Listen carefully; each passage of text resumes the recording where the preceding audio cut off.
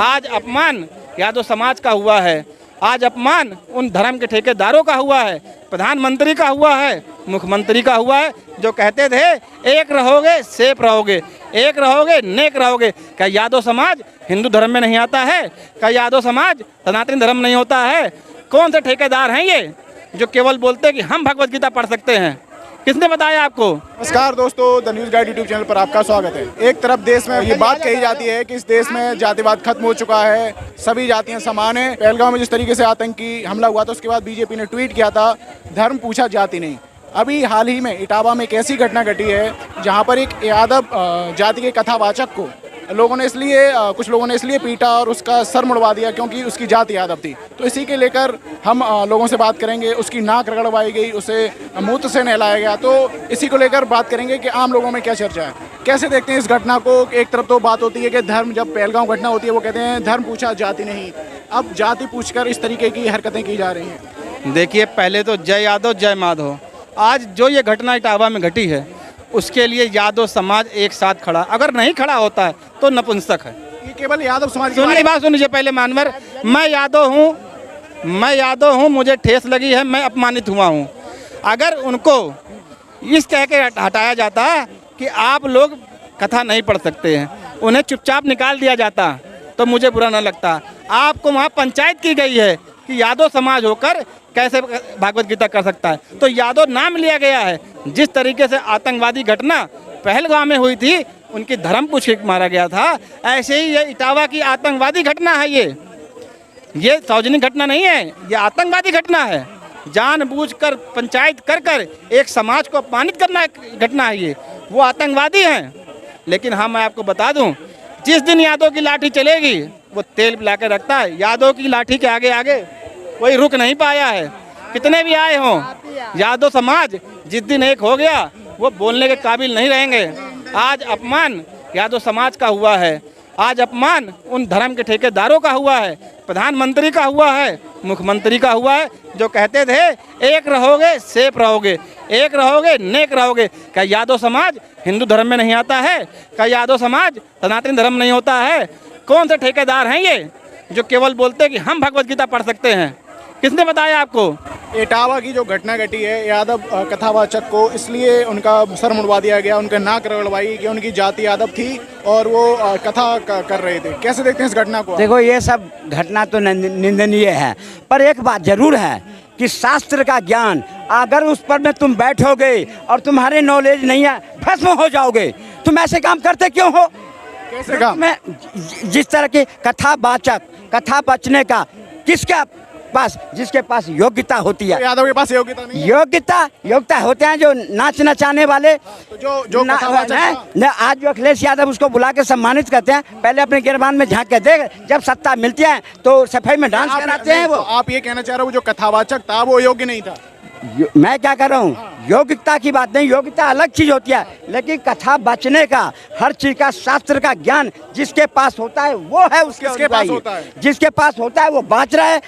तो नहीं, उसे तो केवल इसलिए क्या कि उसकी जाति यादव थी, वो तो इसलिए मारा गया उसे। तो अब क्या जाति यादव था, यादव के नाम पर भी आप कुछ और ढोंग रचा, उसने ये ढोंग नहीं रचा। उसमें वीडियो में साफ ये बात कही जा रही है कि आप यादवों वो ब्राह्मणों के यहाँ पर कथा नहीं कर सकते, इस तरीके की बात आ रही है सामने। क्या उनका सर मुड़वाया गया है? ब्राह्मणों के तो ब्राह्मण का अधिकार है, ब्राह्मणों का अधिकार है कथा बाचना, याचना।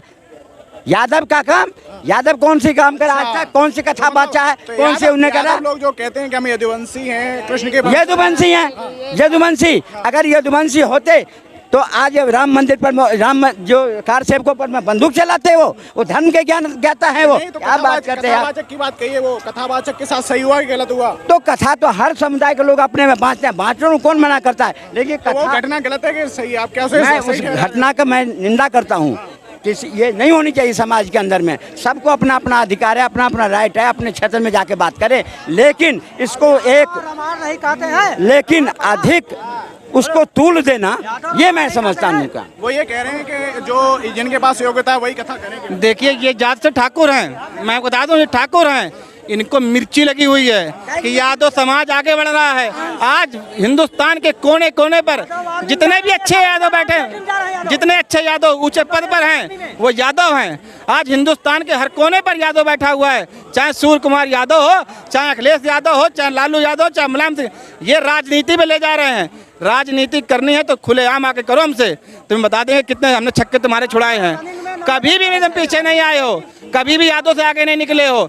तुम आज अयोध्या कांड की बता रहे हो, अगर थोड़ा पढ़ लेते तो सीआरपीएफ प्रदेश के अधीन होती है कि केंद्र के अधीन होती है, तुम्हें पता चल जाता। लेकिन तुम हो चमचे एक पार्टी के, और मैं यादव समाज से खड़ा हूँ, यादव समाज के लिए लड़ूंगा। जिन लोगों ने बड़े यादव समाज के ठेकेदार बनते हैं, तो वो मुलायम सिंह यादव ने क्यों नहीं अपने परिवार के अलावा किसी को राष्ट्रीय अध्यक्ष बना देता? क्यों न किसी को एमएलए बना देता? क्यों न किसी को एमएलसी बना देता? कौन आज लालू प्रसाद यादव खुद राष्ट्रीय अध्यक्ष बन गया। बड़े ठेकेदारी लेते हैं यादव समाज के। वाह रे वाह। ये दामाद वाली पार्टी है लालू, ये सुनो दामाद वाली पार्टी है। चिराग के जीजा, चिराग के फूफा उस पार्टी में, मांझी के दामाद उस पार्टी में, और वहाँ हिमाचल के अनुराग ठाकुर के पिता वो भी मुख्यमंत्री और यही मुख्यमंत्री। वहाँ बोलने में इनको शर्म आती है। वसुंधरा राजे का बेटा वो हुआ, और अमित शाह का बेटा बीसीआई का अध्यक्ष हुआ, जिसने कभी बल्ला नहीं पकड़ा हो, उसको बता ये राजनीति करने, ये मैंने क्या, ये चमचे हैं और अंधभक्त भी हैं। इन्हें क्या बोलना है, बेशर्मों की तरह बोलने आ जाते हैं। आज अपमान हुआ हमारे धर्म का, अपमान हुआ हमारे सनातनियों का, अपमान हुआ हमारे वेद का, और ये बात करें राजनीति की। अरे आपको अगर अपमानित करना था तो आप जाते, 9 दिन के लिए होती है, अगर कहीं भगवत गीता होती है तो 9 दिन के लिए होती है।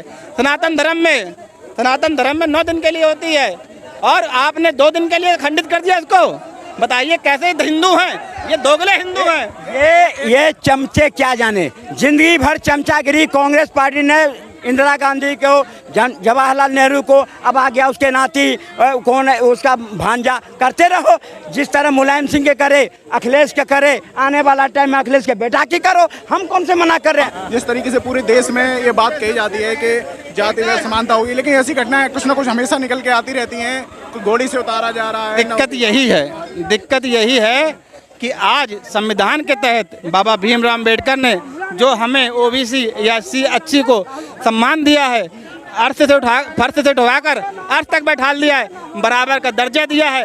ऐसे दोगले हिंदुओं से इनको लगता है कि इन्हें बांटा जाए, इनको फिर उसी श्रेणी में लाया जाए। अब तुम्हारे पूर्वज जो मर के भी 7 जन्म पीछे चले गए हैं ना, यादवों का बाल बाका नहीं कर सकते। अगर हिम्मत है तो सामने आके बात करो, हम सामने के तैयार खड़े। तुम योगी जी जिन्होंने ये घटना की, उनके घर पर बुलडोजर चलवाएंगे? अब मैं यही देखना चाहता हूँ ना कि जिस तरीके से बाबा योगी आदित्यनाथ का इंसाफ होता है, क्या ये इंसाफ करेंगे? वहाँ पर इटावा में उस समुदाय के लिए अगर हिम्मत है तो बाबा बुलडोजर अपना भेज के दिखाएं बुलडोजर। अगर बाबा के पास बुलडोजर नहीं है, मैं पैसा खर्चा करता हूँ, 32 लाख रुपए का बुलडोजर आता है, मैं खर्चा करूँगा, और बाबा का बुलडोजर ले चले, बाबा आदेश करें, मैं बुलडोजर लेके भेजूंगा। अखिलेश यादव ने इस पूरी घटना पर आपत्ति जताई है। मुझे अखिलेश यादव से कुछ लेना देना नहीं है। अखिलेश यादव ये सोच रहे हैं कि 2 साल पर उड़ाकर यादव समाज को चुप करा लेंगे, नहीं चुप होगा।